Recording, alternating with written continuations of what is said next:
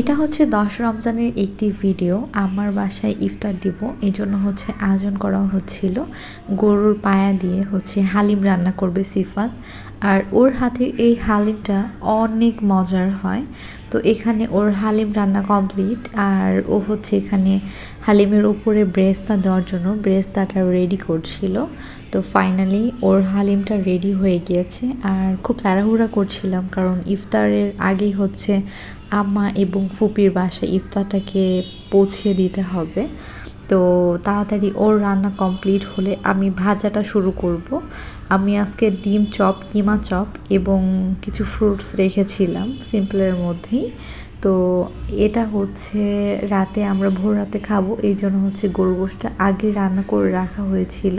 এরপর হচ্ছে এখানে ডিম চপ এবং কিমা চপ বের করে নিয়েছিলাম।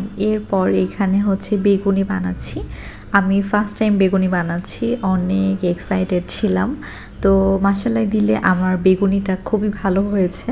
আর বাবুকে নিয়ে যেহেতু একা একা পারি না, আমি চেষ্টা করেছি অল্পর মধ্যে খুব সুন্দর করে ইফতারটাকে কমপ্লিট করানোর জন্য। আম্মা এবং ফুপির বাসায় ইফতার দিয়েছিলাম। তো আজ এই পর্যন্তই, আল্লাহ হাফেজ।